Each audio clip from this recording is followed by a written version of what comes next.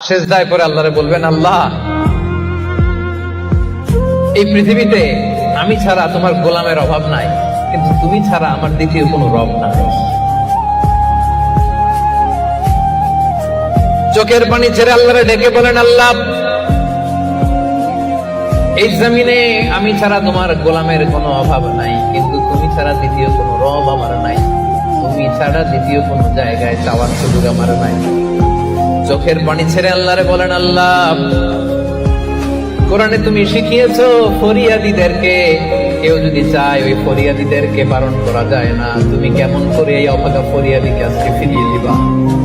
চোখের পানি ছেড়ে আল্লাহর কাছে চা, সব তিনি দিয়ে দিতে পারেন। চিল্লায় বলেন ঠিক কিনা? গোটা বিশ্বের সবাই আমাদের যার যা লাগবে সব যদি আল্লাহর কাছে চাই, আল্লাহ যদি সবাইকে সবকিছু দিয়ে দেয়, আল্লাহ বলে আমার ক্ষমতার 1 ইঞ্চিও কমবে না। চিল্লায় বলেন ঠিক কিনা? বিপদে পড়লে বোঝা যায় আল্লাহ কারে কয়। আমি একবার বিপদে পড়ছি, বরিশাল গিয়েছিলাম, বাসে ফিরে আসতেছি লঞ্চে, ওই লঞ্চে তুফান হয়েছিল। তখন বুঝলাম যে কি ভয়ঙ্কর অবস্থা। ওই লঞ্চের সবাই আস্তিক নাস্তিক মুসলমান হিন্দু সবাই জিকির করা শুরু করে দিয়েছে আল্লাহ। সুবহানাল্লাহ কইবেন না? লঞ্চ যখন কেঁপে ওঠে সবাই বলে বাঁচাও। আমি কইলাম কে বাঁচাইবে ওকে? হুজুর আপনি বাঁচান। আমি বললাম তাইলে আমারে বাঁচাইবো কেডা? কয় আল্লাহ। আল্লাহ ছাড়া বাঁচাতে পারে কেউ?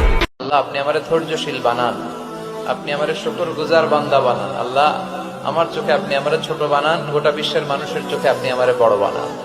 সবাই পড়ি আমিন। আধারে ভয় পেও না, আলো আছে আড়ালে, অন্ধকার পালিয়ে যাবে তুমি উঠে দাঁড়ালে।